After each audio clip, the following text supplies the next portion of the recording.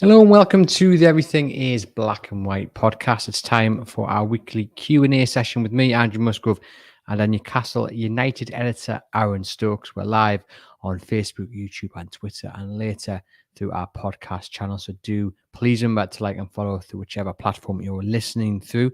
As always, Aaron, with Newcastle United, it's been a busy week. We're going to start with Newcastle's 5-1 victory over Gateshead. It was a friendly behind closed doors in the sweltering heat at the training ground. A comprehensive win for Newcastle, expected, you would say, but lots of talking points to take away from the game. And I think we'll start with Miguel Almiron. You got two, and Eddie Howe spoke about how the goals were different and kind of hinted that there is a future for him at Newcastle United. Yeah, I mean, Eddie Howe has never sort of made any secret of his, admiration for Miggy. He's been questioning on him a lot in the last couple of months, given that there's so much speculation around his future.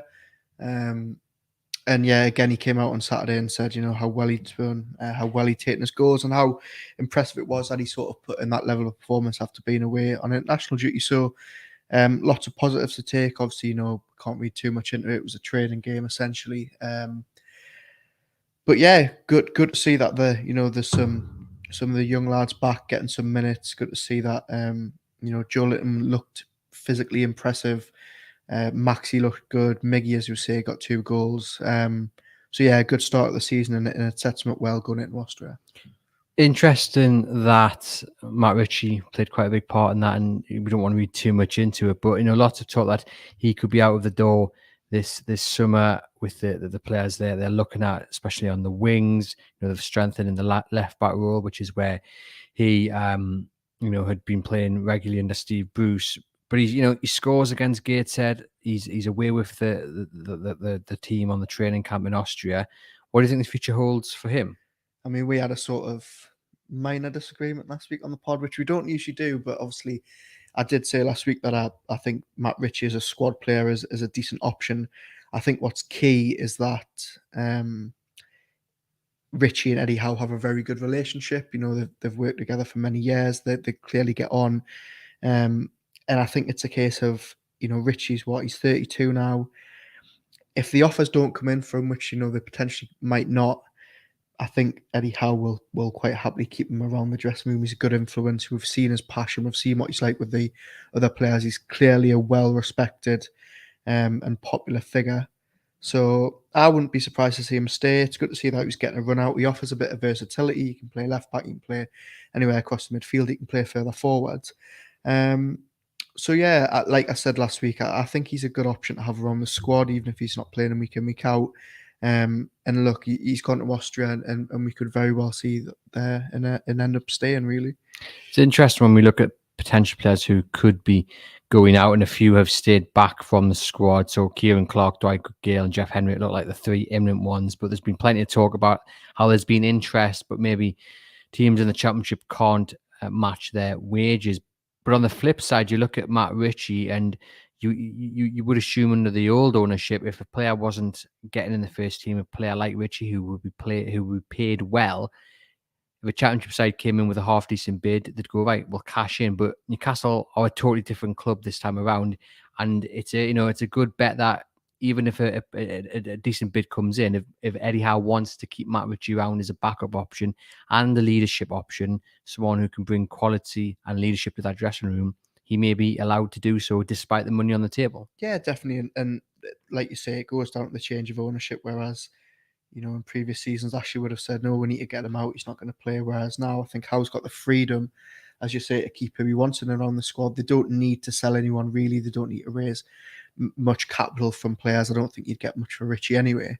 So as I touched on before, I think he's a good presence to have on the squad. They get on very well. He's clearly liked. Is it worth if he's happy to sit on the bench or sit, not get as much game time, which he might very well be. I think it's a good option keeping him rather than pushing out the door, just for selling them's sake. Plenty of people in the comments there. Got people from Indonesia. I think I saw one from Norway as well, and Joan there from Durham. So it's great to see people from all over the globe tuning in. Thank you very much for doing so. Just sticking with that Gateshead win, we saw Longstaff get a goal. We saw Gateshead also get a goal. A lot of people commenting that Dan Burn got a little bit burned for the Gateshead goal, but it's pre-season. It's maybe a little bit expected people would be a little bit leggy, and it was a very, very hot day as well.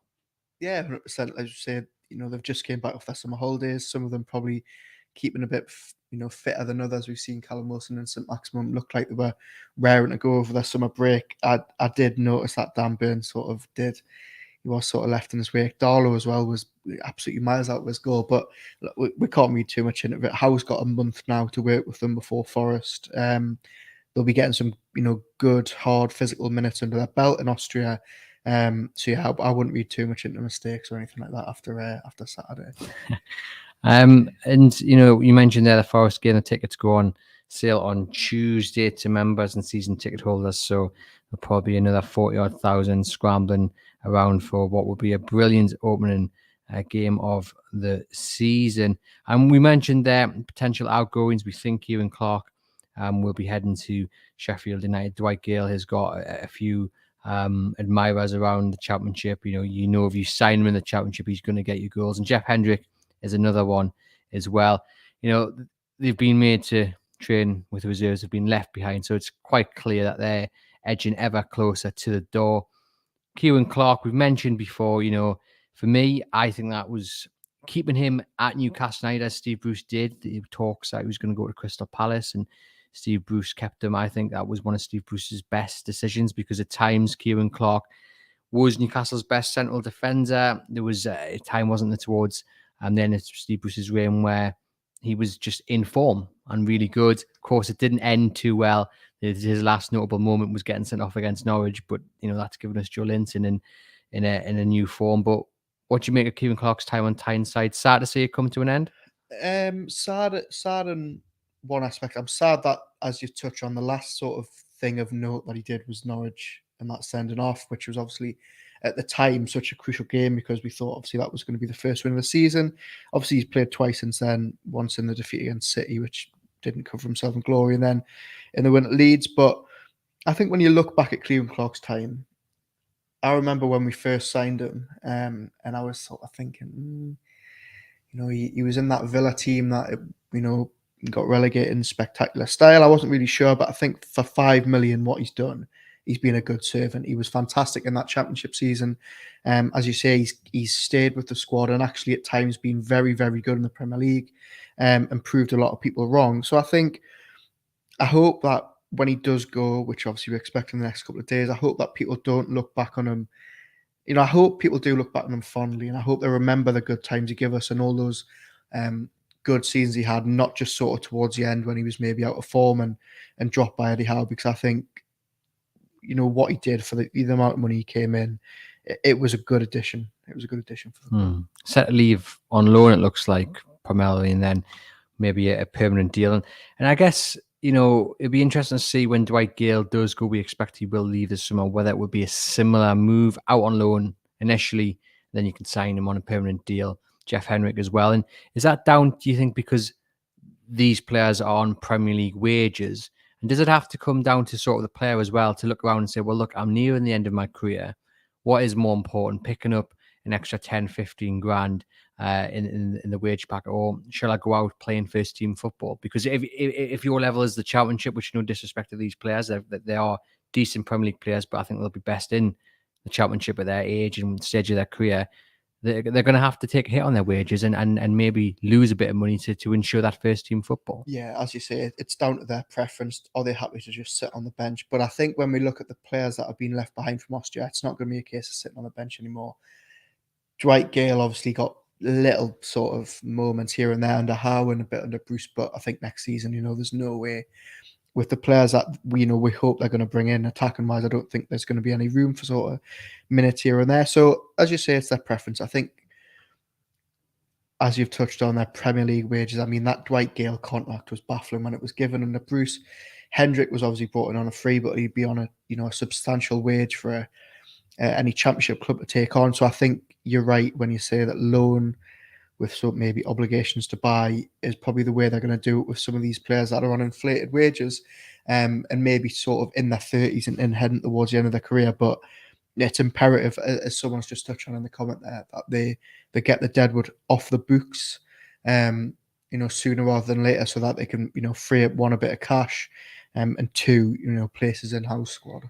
Now, I've got written down on my notes here Newcastle's chase for a winger in big letters. But what I want to talk about first is when Dwight Gale does go as expected, that is going to just increase the need to get a striker. And now we know Newcastle are in the market for a right winger. But actually, if you look at the numbers they've got in them positions, numbers-wise, not necessarily a priority. Quality-wise is another discussion. We'll get onto that. But if Dwight Gale goes and Newcastle are left with Chris Wood and Callum Wilson, even if Dwight Gale stays, there's still a need for a striker. So do you think it'll be a case that maybe Dwight Gale might only get to go once Newcastle have got another striker in, or if the right offer comes in, they'll just let Gale go and just hope somewhere down the line they'll sign another striker? Yeah, maybe. I mean, maybe that's why we haven't seen him go so far. Everyone expected him, him and Clark to probably be away by now. And obviously we know he's training with the under-23s, but he's still around. So you make a good point. If we all love Callum Wilson, but we know that half an hour into that Forest game, he could go again. And we're left with Chris Wood and Gale as a backup. So, Howe's made no secret of the fact he wants a striker. It's imperative that their next move in the market is either a winger or someone to challenge Callum Wilson, because, as good a player as Chris Wood is, he hasn't hit the ground running. And if we're left with Dwight Gale, look, no disrespect to Dwight Gale, but he's not a Premier League striker anymore for me. I don't think he has been for a couple of seasons, which is why that 3-year contract that he was given under Steve Bruce was so, concerning at the time, or confusing at the time. So yeah, I think it's imperative that they sign the replacement. But that is a good point, that maybe they're just waiting to see. Let's get someone in. Let's get a deal done. We know that they're finding it hard to bring these attacker players in with a market and then Newcastle tax that's been added. So we might, Gale might have a couple more weeks before he's shipped out. Certainly going to be interesting. We'll get on to Newcastle and Austria now. And the point has been made there by Stuart Hunter. And this is one of the first things I noted when I watched the video of the guys getting off the bus and heading into the hotel, was that Matty Longstaff is on this trip. Now, he has been training away from the first team. Championship clubs are interested in him. It looks like the dream for him might be over, but then he is on this trip. Do you think that's maybe just an extra body to be carried along, or do you think the door maybe isn't fully closed for him at Newcastle? It's a confusing one with Longstaff, because obviously, our reporter Lee Ryder reported last week that he'd been, he's training with the 23s and that it looked like he was going to go. Then all of a sudden, we see him in training photos last week. Played the second half against Gateshead as well, and now he's gone to Austria. So, look, Eddie Howe has said with other youngsters like Anderson and obviously Kel Watts, they're going to get a good chance to show what they can do pre-season. I think the reason he's taken Longstaff to Austria is probably for that reason. We know there's championship suitors, and we know that if you had to choose right now whether Matty Longstaff's going to get a game, you'd say that he wouldn't. We think the midfield, as bloated as it is, he probably is going to make way. Championship clubs, and even I would say lower league Premier League clubs, newly promoted clubs, might take a punt on him. The likes of Fulham and clubs like that. So it's interesting to see that he's gone with the club, and it'll be interesting to see how much game time he gets out there, and whether we see sort of an increased speculation about him, because I think there's a lot of talk that maybe the agents out there trying to talk up a deal. But that was one that I totally looked at them coming off the bush and thought, I wasn't expecting to see Matty Longstaff on that trip. Yeah, interesting. Because I suppose everyone in the comments would still love that dream of a Longstaff partnership, but it just doesn't look like it's going to happen with the quality they've got in there. But you never know. You never say never. The other thing, obviously, Kel Watts is away with the club in Austria. He played the full game against Gateshead. He is one player that I am so excited about, because he's just got such potential. He went off to Wigan. He played really well there. You speak to people, around him. There's a coach who often trains with these, these academy players and helps them develop. and Kel's been back to this coach's department quite a few times to meet the new kids coming through, and it's stuff like that going that extra mile. But he always said, Kel had it in him. He always wanted to be training. He always wanted to be pushing himself. So to see him in the first team, sorry, is quite something. And I mean, you would look at it and you say, well, they've signed Botman. Dan Burn did really well last season, but with Kieran Clark going out, Fernandez coming towards the end of his career, Lascelles, question marks over whether he'll stay or go.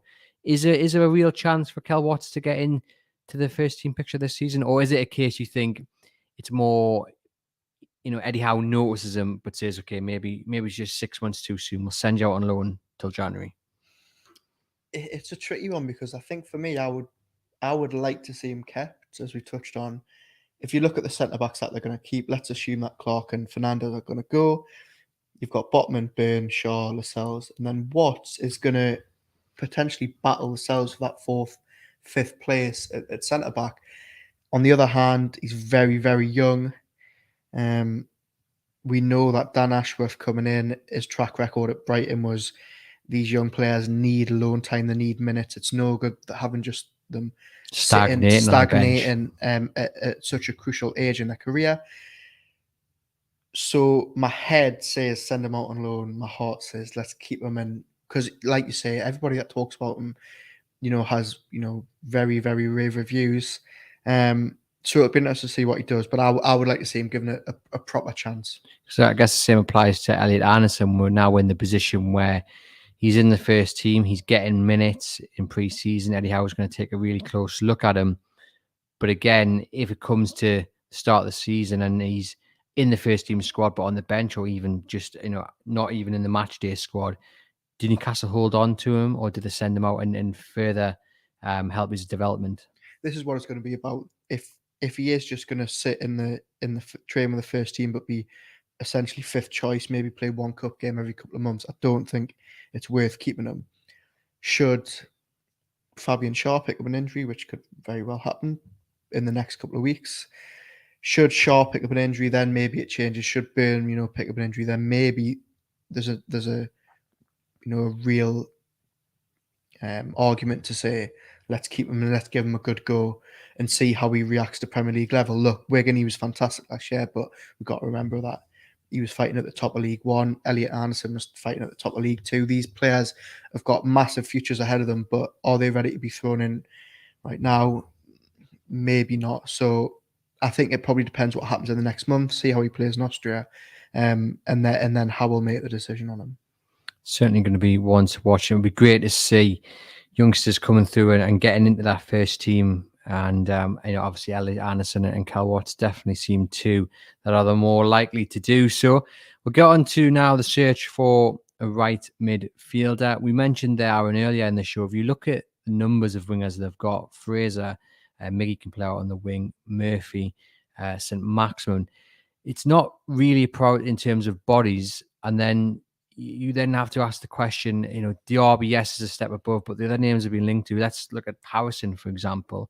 He comes in. Is he necessarily any better than a Ryan Fraser on the top of his game or an Alan St. Maximin? Probably not. Maybe slightly, because he did have a very good season in a poor Leeds team, but I agree. It's not that they need a right winger because of the lack of bodies. They've got so many players that can play down the right and down the left, but it's about that quality. We've got Maxi, who we all love and who we want to see more from this season. We need someone of his quality down the right as well. And I think that's why there's been so much talk and so much effort put in to try and get Diaby over the line, even though it will probably take out a huge chunk of their budget. But he would be worth it. And that's why, they're sort of looking at players of that quality. Eddie Howe, as I touched on at the very start, he really does like Miggy. We didn't know how much game time he was going to get. Fraser and him been sort of battling for that right midfield spot. And I think Miggy will end up staying this summer, even if he's got to play backup. Fraser, I think if either of them are going to go, it might actually be Fraser. Because he really does. Every time you hear him speak about Miggy, you can tell he really is a fan. Whether that's when we've spoken to him after games in the last couple of months, or obviously on Saturday after that friendly win. The likes of Murphy, I think, Murphy's had his chance for me. I think, he would be, if he was to leave, I think that would be fine. But they do need, if they want to take themselves to the next level, they really do need someone of that top quality like Maxi, but down the right as well. And the people to take them to that next level would be someone like Diaby and also the Real Madrid midfielder Asensio. So just provide our listeners with the latest, your understanding on the chase for those two. Yeah, so Diaby's back from a summer break. Leverkusen played on Saturday. They won 6-1 against a lower league German team. Diaby was in the stands. He's been given a couple of days extra because he played for France last month. So he's back with Leverkusen. Leverkusen still, their stance is very much the same, that they want to keep him. They're going to build the squad around him. They've got a huge advantage over Newcastle because they're playing Champions League football, and Diaby's came out publicly in the past and said it's his dream to play in the Champions League. So look, for all, Newcastle have done very well to persuade Sven Botman, persuading Diaby, who's now, front and centre at this team, who have got big plans. They've obviously signed Patrick Schick to a new deal. They've signed Adam Hlozek and Florian Wirtz. They've also tied down, so that they've sent a statement to Diaby and said, we really do want to make this squad as competitive as we can, and we want to keep you. We know Newcastle haven't given up on it, and that they're still around the table trying to get a deal done. It's going to be very tricky, as we've said, and as it will probably cost around 40-50 million. Asensio is slightly different for me. I think it's a convenient link. It's quite timely. I think that it came out in the Spanish press that Newcastle are, apparently they've been offered him. Asensio's a different one. He's 26. He's won it all. He's won 3 Champions Leagues, 3 Spanish titles. He's a regular in the Spanish squad. Persuading him to want to leave Real Madrid is a big ask. If he does decide he wants to leave, you're going to have the likes of Liverpool and Manchester United and Arsenal and Milan all sniffing around him. So Asensio is one that I think is probably a lot less likely than Diaby. And I think the Spanish press probably looked at it and said, Newcastle need a right winger. He's got less than a year left on his Real Madrid deal. It just sort of fits together. So I think Diaby's much more likely out of those two particular players. Lucas Paqueta is another one that's re-emerged over the weekend. The central midfielder, best buddies with Bruno Guimaraes. Arsenal and Newcastle both said to be linked. And again, it goes back to when you look at Newcastle's squad list, there's no doubting the talent of Paqueta. We know Guimaraes said in the matchday programme, towards the end of the season, that he'd love to see his best mate come along. But there's quality in that midfield already, and I get the argument you want to go up a level, but you don't want to just be filling it because that person is available. It has to be right for the team. And again, big part of the budget that would cost as well. We want it to be 50, 60 million. It would be a statement signing, but is that one you can see coming off? Is that one Newcastle really need? It's such a tricky one because it feels wrong to be sitting here and saying that they don't need Paqueta, because look, for how everybody loves Joelinton, Bruno and Shelvey, or Joelinton, Bruno, Willock, but Paqueta would raise that, to another level completely, and he would get in that team. They would just, but how is very sort of, he's very set on that midfield 4 alternating, and obviously with Sean Longstaff tying down to a new deal, Matty Longstaff potentially staying. Anderson, we know, is probably more of an attacker, but he can play centre midfield. It's a very bloated area of the squad, isn't it? So look, there's no doubt Paqueta coming in would be, a fantastic statement signing. But whether Newcastle need it, I don't know. Look, he clearly wants to leave Lyon.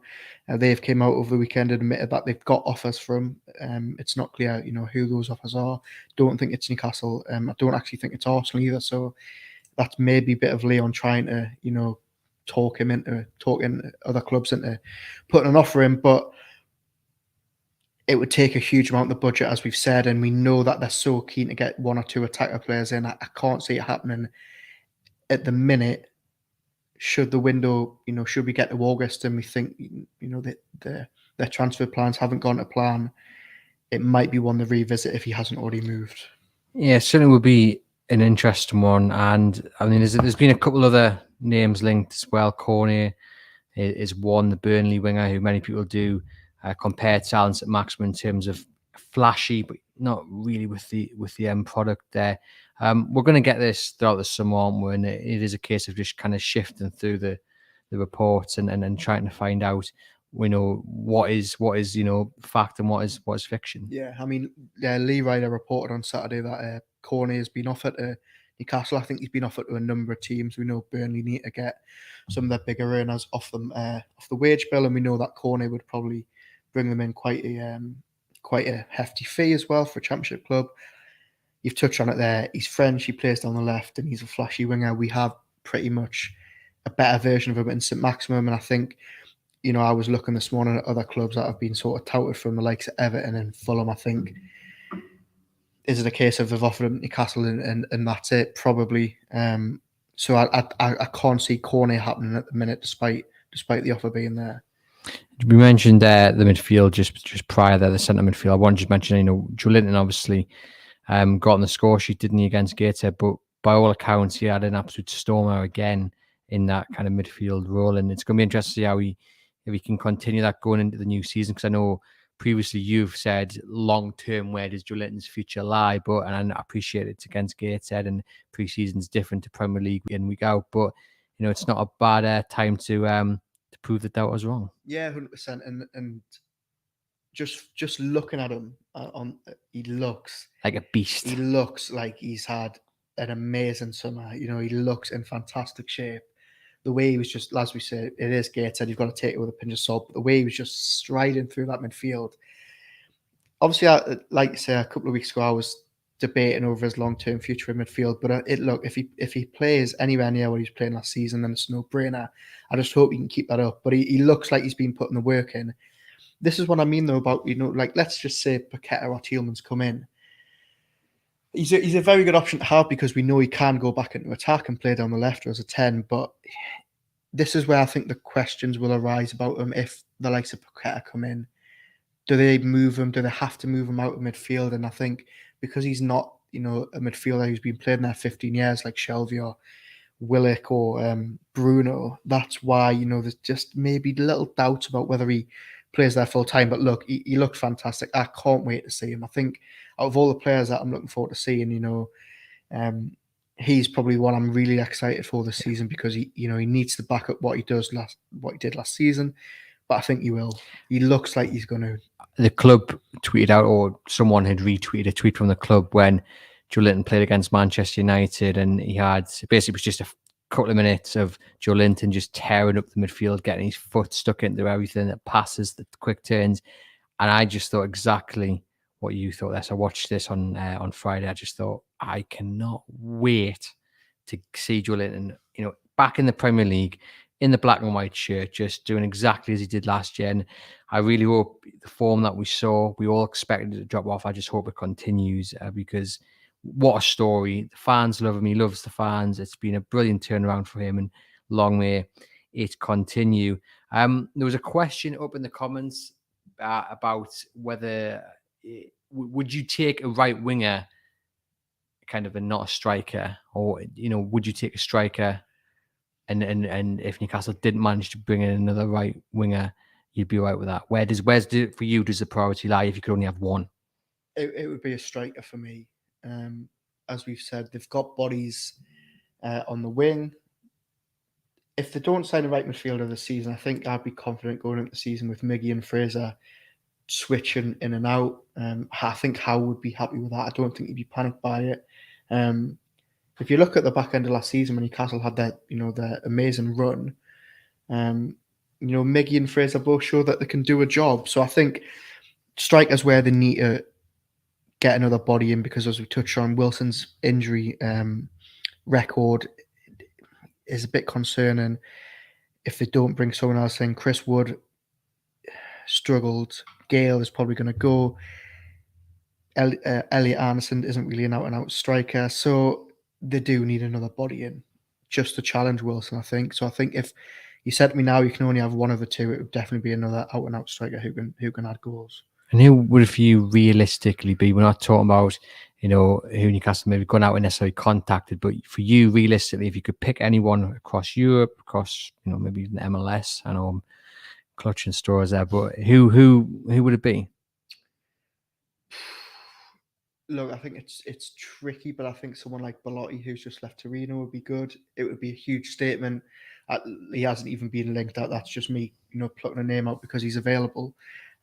Somebody probably more realistic. You know what I mean? I would like to see Calvert-Lewin at the club, and I don't know. A lot of fans are torn on him, but I think you risk then having two strikers who potentially could both be out injured for a lot of the season.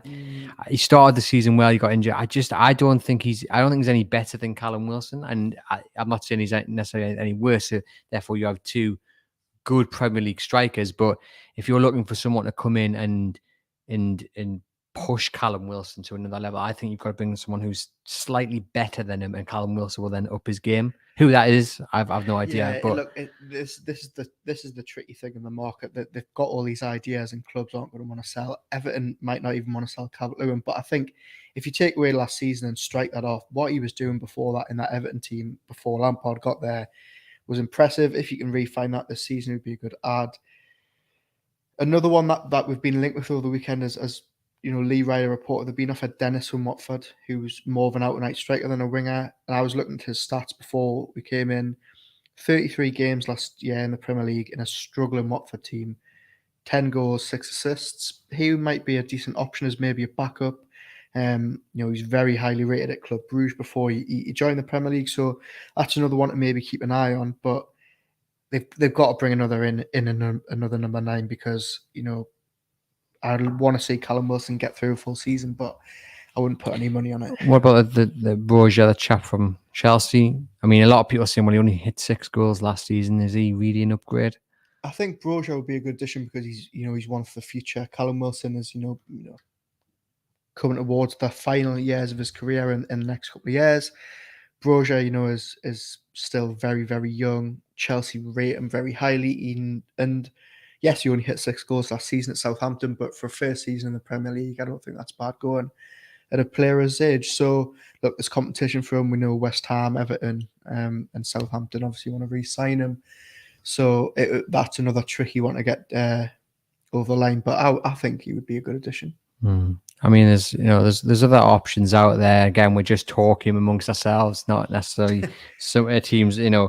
Players Newcastle have targeted, but Danny Ings is maybe another one you could try a sneaky little bid for. I know he's 29, so again, he's coming to the end of his career. But yeah, another one who's injury prone. Maybe he's had some stinkers over the last couple of years, injuries, hasn't he? And is he better than Wilson? I don't know. This is why it's fascinating, and I'm really intrigued to see who, in a month's time they've got in, because there's so many options, and we're all talking about who we want to see in, but it's such a tricky one to get right because clubs don't want to sell, and that Newcastle tax is so evident this season. We've already seen it this summer, so it's going to be a tricky one getting a strike over the line, I think. I mean, my big hope is that Callum Wilson stays fit for the entire season. We don't even need to be having this debate about who comes in. If someone could guarantee us 38 games from Callum Wilson next season, we'd be laughing. But I've just got images of 30 minutes in against Norwich, his hamstring goes, and you just can't trust it. He was so good at the end of last season. That game against Arsenal, the last home game, was the best I've ever seen him play. And in Newcastle shirt, if we could just bottle that and keep it 38 games, we would be absolutely laughing. But you know what? Another thing, we haven't really touched on it in the last couple of weeks. I really hope Chris Wood has a good season because, at Burnley, people forget he was hitting double figures every season. Not many Premier League strikers have done that. And I had really high hopes from coming in. So I really hope that this summer Howe works with them and find a way to, really get the best out of him. It looked like he didn't really suit the system last season, but if he can find the form that he found at Burnley, then I think, the need to bring a striker, it becomes lessened somewhat. So it's a big season for him as well, along with a lot of other players. Like Aaron says, there are plenty of players who will have a big pre-season and a big season to come, the likes of Fraser, Almiron, Chris Wood, as he's mentioned there. So it's certainly going to be interesting. Certainly going to be interesting to watch what goes on in Austria over the next week. Our chief sports writer, Lee Ryder, will be heading out there later this week to cover the game. So do stick with chroniclelive.co.uk for all the coverage you need of Newcastle's pre-season tour over in Austria Thank you very much for tuning in to the Everything is Black and White podcast. Please remember to like and follow the podcast through your podcast provider and leave us a rating and review. And we will be back next week.